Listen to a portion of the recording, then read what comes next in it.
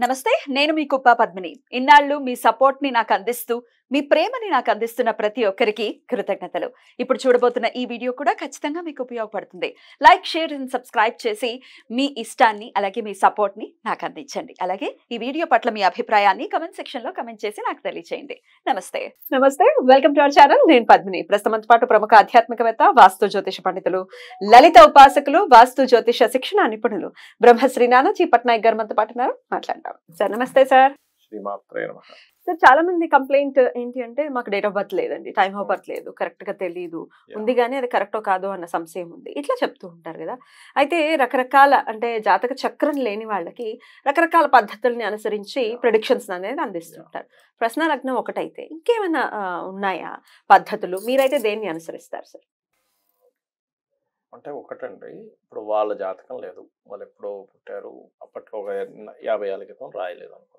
వాళ్ళ పిల్లల జాతకం తీసుకొని అందులో నుంచి మనం కొంత ముందుకు వెళ్ళొచ్చు. ఇప్పుడు తండ్రి లేదా తల్లి గురించి తెలుసుకుందాం అనుకుంటున్నారు ఉదాహరణ ఇతని తండ్రిది తల్లిది లేదు బట్ ఈ పిల్లడి జాతకం ఉంది వాళ్ళు ఫస్ట్ సంతానం తీసుకుంటాం తీసుకొని దాన్ని బట్టి వాళ్ళకి వచ్చే ప్రాబ్లమ్ కి సొల్యూషన్ ఏంటంటే మనం దాన్ని బట్టి తీసుకోవచ్చు ఎందుకంటే 9వ స్థానం తండ్రి 9వ స్థానాన్ని లగ్నంగా తీసుకొని అక్కడి నుంచి క్యాల్కులేట్ చేస్తాం అనమాట. తల్లి 4వ స్థానం నుంచి సహోదరుడు 3వ స్థానం నుంచి ఆ రకంగా ఉంటుంది అట్లా. ఇంకా రెండవది అసలు వాళ్ళకి అసలు జాతకమే రాయలేదు అసలు పర్టికులర్ గా పర్సనే వచ్చాడు ఇంకా పెళ్లి అవ్వలేదు పిల్లలు లేరు ఎవరు లేరు అప్పుడు ప్రశ్న అంటాం అంటే వాళ్ళు వచ్చిన సమయాన్ని బట్టి మనం అప్పుడుండే లగ్నాన్ని తీసుకొని దాని గురించి క్యాలిక్యులేషన్ చేసి కొన్ని ప్రశ్నలు వేస్తాం ఫస్ట్. అంటే వాళ్ళు వచ్చినటువంటి వాళ్ళు అడుగుతున్నటువంటిది ఏదైతే ఉందో వాళ్ళు వచ్చిన సమయం ఏదైతే ఉందో మ్యాచ్ అవుతుందా లేదా అంటే 2-3 క్వశ్చన్స్ అంటే అట్లాగా బాబు నీకు ఈ సంవత్సరంలో ఇది జరిగిందా ఈ ప్రశ్నకి మ్యాచ్ అవుతుందా లేదా చూస్తాం. ఎస్ అవునండి నాకు పలానా సంవత్సరంలో నేను ఇబ్బంది పడ్డాను ఫైన్ లేదా నీకు ఎడ్యుకేషన్ బ్రేక్ అవ్వడం ఇట్లా కొన్ని ఉంటాయన్నమాట.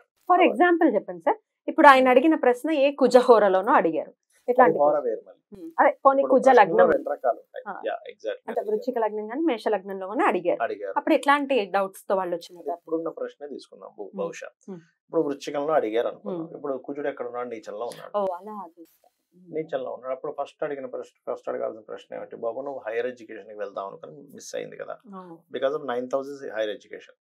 అలాగే మీ తల్లిదండ్రులు ఇద్దరు కూడా బాగా ఇబ్బంది పడ్డారు ఎందుకు అంటే లగ్నం నుంచి 4వ స్థానంలో శని ఉన్నాడు భాగ్యంలో కుజుడు ఉన్నాడు అంటే తల్లిదండ్రి కారక స్థానాలు 2 పాపగ్రహాలతో స్ట్రెస్ అయి ఉన్నాయి. అవునండి మా మదర్ అండ్ ఫాదర్ చాలా ఇబ్బంది పడ్డారు లైఫ్ లో అని చెప్తాడు. అవుతాయి 100% అవుతాయి మ్యాచ్ అందులో డౌట్ ఏం లేదు. ఒకటేనండి శాస్త్రం 100% ఉంది మనం చూడడంలో ఎక్కడో తప్పిదం జరుగుతుంది శాస్త్రజ్ఞుడు కరెక్ట్ గా చూస్తాడు. అండ్ అలాగే ఇది హోరా ఉంటుంది మళ్ళీ హోరా అంటే ఇప్పుడున్న హోరాని బట్టి క్యాలిక్యులేట్ చేసుకొని చెప్తాం. ఇప్పుడుండే హోరాకి సంబంధించినవే వస్తారు చాలా మటుకు ప్రాబ్లం అదే ఉంటుంది అదొకటి పద్ధతి. ఇక ఇంకోటి ఏంటంటే నిమిత్తము అంటాం అంటే వాళ్ళు అడిగిన ప్రశ్నకి చుట్టూ ఉండే పరిసరాలు ఎలా ఉన్నాయి అనే దాని మీద ఆధారపడి ఉంటుంది. అంటే చిన్న ఎగ్జాంపుల్ చెప్పాలంటే మొన్న ఒకతను ఒక ప్రశ్న అడిగాడు ఏంటంటే ఏమిటంటే నాకు ఏమీ అసలు ఏది ఫ్రూట్ఫుల్ అవ్వట్లేదు అని. అప్పుడు నేను ఇలా కూర్చొని ఉండగా చూస్తే ఒక గోడకి పెయింటింగ్ ఉంది మొత్తం ఏమంటారు చెట్లు చెట్లకు సంబంధించిన పెయింటింగ్ ఉంది మొత్తం కానీ ఒక్కదాని కూడా పండు లేదు ఉంది. మరి ఆ వ్యక్తి అడిగినటువంటి ప్రశ్నకి ఆ నిమిత్తాన్ని తీసుకొని ఏం చెప్పాలి ఒక పండుగ కూడా లేదు కదా ఫ్రూట్ఫుల్ అవ్వదని చెప్పాలా ఎనీథింగ్ ఫ్రూట్ఫుల్ అవుతుందని చెప్పాలా అంటే వస్తుంది ఇంకా ఫ్యూచర్ లో అంటే దానికి ఎట్లాగా అంటే దాని తర్వాత మనం చేసే చర్య అప్పుడుండే సమయాన్ని అంటే అప్పుడుండేటువంటి ప్రశ్నను వేసుకొని లగ్నాన్ని వేసుకొని అప్పుడుండే టైం ఎంత అవుతుందో చూసుకొని దాన్ని బట్టి చూస్తాం. అప్పుడే కరెక్ట్ గా 9:09 అయింది టైం 9:10 లోకి మారింది అంటే 9:10 అప్గ్రేడ్ ఉంది అక్కడ. ఓకే అసెండింగ్ ఆర్డర్ లో వచ్చింది ఓకే 9:10. నెక్స్ట్ నేను చెయ్యబోయేది ఏం చేయబోతున్నానంటే పూజలోకి వెళ్ళబోతూ పూజలో ఫలాలు పెట్టబోతున్నా భగవంతుడికి అమ్మవారికి ఒక దానిమ్మ పండు ఒక జామ పండు ఇట్లా కొన్ని ఫ్రూట్స్ పెట్టి పూజ చేసుకుందాం స్టార్ట్ అవుతున్నా. సో నెక్స్ట్ ఈజ్ ఒక ఫ్రూట్ రిలేటెడ్ సంబంధించింది ఏదో కర్రీ జరగబోతుంది. ఏం చేయబోతున్నా, పూజ చేయబోతున్నా, అంటే ఒక ఒక జపం అయితే చేయబోతున్నా. అంటే ఒక దీనివల్ల ఆ ఫ్రూట్ కూడా నా ఉద్దేశం ఏంటంటే, ఆ ఫ్రూట్ పెట్టి జపం చేసుకున్న తర్వాత అదే ఫ్రూట్‌ని నివేదంగా నేను తీసుకుందాం అనుకుంటున్నా. సో, అక్కడ ఉన్నటువంటి ప్రశ్నకి, తర్వాత జరగబోయేటువంటి విషయానికి కనెక్టివిటీ ఉంది. సో, నేను ఇచ్చిన ఆన్సర్ ఏంటంటే, బాబు ఇప్పుడు పరిస్థితి బాలేదు. బట్ నువ్వు గనక ప్రారంభం చేసినట్లయితే 100% దీనికి ఫలితం ఉంది.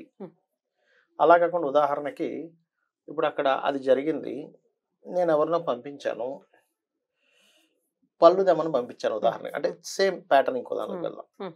అతను ఫోన్ చేశాడు. మా అబ్బాయిని ఎవరినో పంపించాను. అరే దేవుడికి నైవేద్యం పెట్టాలి. నేను పొద్దున్న తెచ్చుకోవడం మర్చిపోయాను. ఇంటి నుంచి వచ్చేటప్పుడు నువ్వు వెళ్ళి తీసుకురా అని పంపించాను. వాడు వెనక్కి వచ్చేసాడు. నాన్నగారు లేవు, షాప్ బంద్ అయిపోయిందని చెప్పాడు. దెన్ అంతే లేదు, అయితే ఫ్రూట్ఫుల్ అయ్యే పరిస్థితి ఇప్పట్లో లేదు.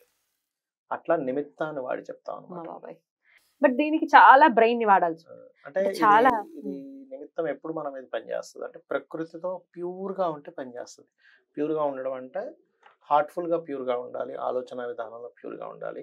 అవతల వాళ్ళు చెప్పేది ప్రతిదీ మనం యాక్సెప్ట్ చేయగలగాలి. వాళ్ళ మాటల్ని, వాళ్ళ విధానాన్ని జస్ట్ అలా అంటే నువ్వేది కూడా ఇది అవ్వాలని పట్టుకొని కూర్చోకూడదు, ఇలా ఉండాలని పట్టుకొని కూర్చోకూడదు. ఎస్, అవతల వాళ్ళు చెప్పేది అంతా వింటూ జస్ట్ అట్లా యాక్సెప్టెన్స్ అలా చేస్తున్నారు అంతే. అప్పుడు ప్రకృతి మీకు కరెక్ట్ ఆన్సర్ ఇస్తుంది. అదర్వైజ్ అలాగే ముఖాన్ని చూసి చెప్పేవాళ్ళు ఉంటారు, మీకు తెలిసే ఉంటుంది. ముఖం చూసి చెప్పేస్తున్నారండి అంటారు.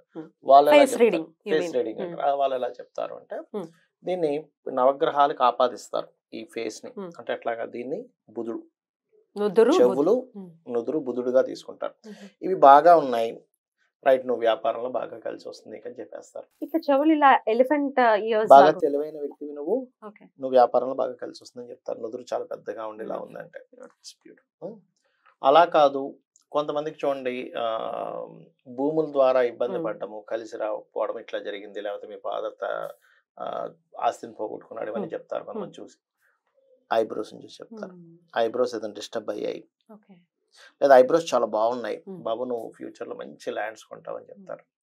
అలా కాకుండా అంటే ఐబ్రోస్ ఎవరు సార్, ఏ గ్రహం? కుజుడు, మార్స్ అన్నమాట. మార్స్ ల్యాండ్స్ కారకుడు. అలా కాకుండా కళ్ళకి సరిగ్గా లేదు వాళ్ళ కళ్ళు సంబంధించినవి, అప్పుడు ఏం చెప్తారంటే బాబు నీకు మానసికంగా ఇబ్బంది ఉంటుంది, సంథింగ్ ఎప్పుడు ఏదో ఒక దృష్టి నీకు తగులుతుంది కదా అని చెప్తారు. చంద్రుడు కామన్ గా జరుగుతుంటాయి కదా, అందరికీ జరగాలంటాయి. అవును సార్ నాకు ప్రతిదీ దృష్టి జరుగుతుందండి అంటారు. ఎందుకంటే sun and moon. Sun and moon కళ్ళ కుడి కన్ను సన్ను, ఎడం కన్ను మూన్. మెల్లగానే ఉంటుంది కదా సార్ కొంత.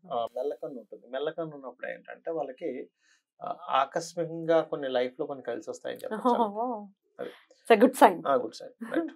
అట్లాగే కొంతమందికి బుగ్గలు చాలా బాగున్నాయి అంటే వాళ్ళకి చెప్పేది ఏం చెప్తారంటే ఫేస్ రీడింగ్ చేసేవాళ్ళు దిస్ ఇస్ ద వీనస్, అంటే వీనస్ బాగున్నాడు, వాళ్ళ చార్ట్ లో వీనస్ బాగుంటేనే బుగ్గలు బాగుంటాయి, సింపుల్. అప్పుడు ఏం చెప్తారంటే బాబు నువ్వు ఖచ్చితంగా ఇప్పుడు ఎన్ని కష్టాలు పడుతున్నా నువ్వు లైఫ్ లో ఒక లగ్జరీ లైఫ్ అనుభవిస్తావు అని చెప్తారు. అంటే ప్రతి ఒక్కరికి ఒక ఒక ఇది ఇవ్వాలి కదా అక్కడ, సంథింగ్ అట్రాక్టివ్ ఉంటుంది. అట్లాగే ముక్కు అంటే జూపిటర్, అంటే నీకు ఒక మంచి గురువు దొరుకుతాడు, నువ్వు ఆధ్యాత్మికంగా బాగా ఎదుగుతావు ముక్కును చూసి. అలాగే నువ్వు ఒక మంచి గైడర్, నువ్వు నీ వల్ల ఒక మంచి కొంతమందికి మంచి జరగనుంది ఇట్లా చెప్తారు. ముక్కు పాడైంది ఉదాహరణకి వాళ్ళకి, సంథింగ్ ఏదో ఘాటు పడింది, సంథింగ్ బండ ముక్కులు అంటే చెప్తున్నా బండ ముక్కు కాదు అంటే చెప్తున్నా అర్థం అవ్వాలి కదా సార్. రెండు రకాలు ఉంటుంది ఇక్కడ. బండ ముక్కు, పెద్ద ముక్కు ఉంటే సమ్ టైమ్స్ వాళ్ళు పెద్ద కోటీశ్వరులు కూడా అవుతారు. అంటే ప్రామినెంట్ గా ముక్కే కనబడుతుంది, ఏంటంటే కొంచెం సూదిగా కూడా ఉండాలి, సూదిగా ఉండాలి అంటే అప్పుడు ఇంకా బాగా ఇది అవుతారు. ఒక్కొక్కసారి కొన్ని మొహాల్లో ముక్కే ప్రధానంగా కనబడుతుంది. అట్లా అంటే జూపిటర్ సైన్ గా తీసుకొని ఇప్పుడు ముక్కు పాడైంది సంథింగ్, అప్పుడు వాళ్ళు కొన్ని కొన్ని అంటే పూర్వజన్మల్లో దానికి ముఖాన్ని చూసి చెప్పేవాళ్ళు ఏం చెప్తారంటే దేవతా శాపం ఉందని చెప్తారు. బికాస్ ఆఫ్ జూపిటర్ ఇస్ దేవతా సంబంధించిన విషయాలు చెప్పేది. అలా ఒక్కొక్కటి, ఇప్పుడు నోరు ఉంది, పెదాలు ఉన్నాయి, పెదాల యొక్క దీన్ని బట్టి వీళ్ళకి కాలం ఎలా కలిసి రాబోతుంది అనే దాని మీద ఉంటుంది. ఏ గ్రహాన్ని? రాహు గ్రహం. అండ్ హెయిర్ ని బట్టి కేతువుని శనిని క్యాలిక్యులేట్ చేస్తారు. అట్లా హెయిర్ మాటిమాటికి ఊడిపోతుంది, వీళ్ళ హెయిర్ అంత హెల్దీగా లేదు అంటే సంథింగ్ వీళ్ళు మెంటల్లీ డిస్టర్బ్ ఉన్నారని, లేకపోతే ఇంకా తెలుసుకోవాల్సినంత తెలుసుకోలేకపోతున్నారు, ఇట్లా కొన్ని ఉంటాయి. గడ్డం శాటర్న్, అంటే వీళ్ళ కర్మ మంచి కర్మలు చేశారా లేదా, వీళ్ళ కర్మ ఎట్లా ఉంది, వీళ్ళ కర్మ బాగుంది, గడ్డం మంచి గడ్డం ఉంటుంది. అంటే బయట ఉండే హెయిర్ అని కాదు, గడ్డం చిన్ చిన్న ఏదైతే ఉందో అది వాళ్ళ సాటర్న్ ని ఇది చూస్తుంది. సార్ కొంతమందికి చిన్ కి సొట్టు ఉంటుంది, చాలా అందంగా ఉంటారు వాళ్ళు. అందంగా యాక్చువల్ గా ఉంటుంది. అదే అంటే డిఫెక్ట్. వాళ్ళకి వీనస్ అండ్ సాటర్న్ కలయిక ఉందని అర్థం అనమాట. ఇప్పుడు పవన్ కళ్యాణ్ గారికి ఇక్కడ సొట్టు ఉంటుంది, వీనస్ అండ్ సాటర్న్ కలయిక అది చాలా అందంగా కూడా ఉంటుంది. అందంగా ఉంటుంది. సో అట్లా డింపుల్స్ అది కూడా డిఫెక్ట్ యాక్చువల్ గా. డిఫెక్ట్ అని కాదు, అది ఒక అందం. కానీ సైంటిఫిక్ పరిభాషలో చూసుకుంటే అక్కడ మజల్ కాలేదని అర్థం, అంటారు. కానీ ఎంత అందంగా ఉంటుంది. అందంగా ఉంటుంది. దాని అర్థం అది కూడా వీనస్ చాలా బాగున్నాడు అని అర్థం. శుక్ర స్థానంలో డింపుల్ వచ్చి అందాన్ని ఇచ్చింది కదా, వీనస్ ఇస్ గుడ్ పొజిషన్. నవాంశ అండ్ రాశి చక్రంలో కూడా బాగున్నాడు అని అర్థం. Beautiful, right. ఇలా అర్థం చేసుకోవాలి. అలాగే ఎలాగో సబ్జెక్ట్ మీరు చెప్తున్నారు కాబట్టి అడిగేస్తున్నాను సార్, ఇక్కడ కూడా డింపుల్స్ పడతాయి కొంతమంది. అవునవును. అంటే గడ్డం దగ్గర కూడా డింపుల్స్ పడ్డాన్ని ఎట్లా గడ్డం రూపంలో ఎక్కడైనా డింపుల్స్ పడ్డాయి అంటే అక్కడ వీళ్ళకి ఒక అందాన్ని ఇచ్చింది కాబట్టి శుక్రుడు శనితో ఎక్కడో కనెక్టివిటీ ఉన్నాడు వాళ్ళ జాతకంలో. అలా చూసుకుంటాం. అట్లా తీసుకొని ఆ పర్టికులర్ అంశాన్ని ఆ రోజు ఉన్న వారాన్ని వాళ్ళు వచ్చిన సమయాన్ని ముఖాన్ని చూసి క్యాలిక్యులేట్ చేసి చెప్తారు. అప్పుడు చెప్తారు. అది చాలా పెద్ద సబ్జెక్ట్. నేను అందులో పెద్ద అంటే కొంతవరకే తెలుసుకున్నాను, బట్ నేను తెలుసుకున్నంత ఆస్ట్రాలజీ వాస్తాయి. బట్ రిలేట్ చేసుకుంటూ వెళ్తే మీకు ఆన్సర్ మాత్రం ఖచ్చితంగా దొరుకుతుంది. చాలా అద్భుతంగా వివరించారు సార్. ఇన్ని ప్రత్యామ్నాయాలు ఉన్నాయి, టెన్షన్ పడిపోతుంటారు. డేటు టైం పర్ఫెక్ట్ గా ఉండాలి, లేదు లేదు లేదు అని ఒక ఎంత బాధపడుతూ ఉంటారు.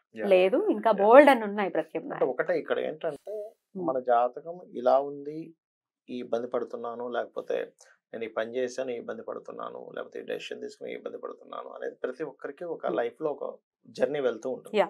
కానీ మీరు ఎక్కడ ఉన్న లైఫ్ లో ఒకటే అర్థం చేసుకోవాలి, నేను ధర్మంగా ఉంటూ అమ్మవారిని పట్టుకొని నేను ముందుకు వెళ్తాను, నాకు ఇంక తిరుగులేదని మైండ్ లో ఫిక్స్ అవ్వాలి ఫస్ట్. అది గనక ఫిక్స్ అవ్వగలిగితే మిమ్మల్ని ఎవరు ఆపలేరు ఈ ప్రపంచంలో, ఎవరు ఆపలేరు. అది ఎట్లా అంటే బయటకి కాదు, సబ్ కాన్షియస్ గా అది ఎంత నమ్మకం ఉండాలంటే భగవంతుడి మీద. ఎగ్జాంపుల్ పూజ చేస్తున్నాం అనుకోండి, అగరబత్తులు ఘనం అయిపోయాయి, వెంటనే అగరబత్తి చల్లిన భగవంతుడు అక్కడ ఉన్నాడు, అయ్యో ఏంటి ఆవిడకి అతనికి అమ్మవారికి ధూపం వెళ్ళట్లేదు అంటే ఇది ఉండాలి, ఉన్నాడు అని త్రికరణ శుద్ధిగా నమ్మాలి. ఉన్నాడు అంటే నమ్మడం ఒక ఉన్నాడండి. విచిత్రం ఏంటంటే మీరు కూర్చోగానే వెంటనే వస్తాడు ఆయన కూడా. మీరు కూర్చుంటాడు కదా పూజ గది కోసం, పూజలో కూర్చుంటారు కదా, శుక్లాం భరధరం అనగానే విఘ్నేశ్వరుడు ఫస్ట్ వచ్చేస్తాడు. అయ్యా నన్ను పిలిచేడి వస్తాడు. దాని తర్వాత మీరు ఒక్కొక్క దేవతని వస్తే వాళ్ళు వస్తారు, వాళ్ళు అందరికీ వస్తారు. ఈ విచిత్రం ఏంటంటే చిన్న పిల్లడు బొమ్మలాటలాగా ఒక విఘ్నేశ్వరుడు బొమ్మ పెట్టుకొని శుక్లాం భరధరం అక్కడికి వస్తాడు. అది నిజం. అది వినడానికి ఎంత బ్యూటిఫుల్ గా అనిపిస్తుంది. అది ఆయన కరుణ. మంత్రంతో సంబంధం ఉంటుంది, పిలుపుతో సంబంధం ఉంటుంది. అలా రాకపోతే అది భగవంతుడు అవ్వడు. అంతే. కాకపోతే హస్తమాను కోరికేనా ఆయన వస్తున్నాడు, ఎంత ఆనందం. మీరు ఆ మాట చెప్తేనే కళ్ళల్లో నుంచి నీళ్ళు అట్లా తిరిగే గిర్రలు స్వామి వస్తాడు అంటే అసలు అది ఎంత బ్యూటిఫుల్ థింగ్ అది. అద్భుతం సార్, చాలా బ్యూటిఫుల్ గా ఎక్స్ప్లెయిన్ చేశారు. Thank you so much sir. నమస్తే.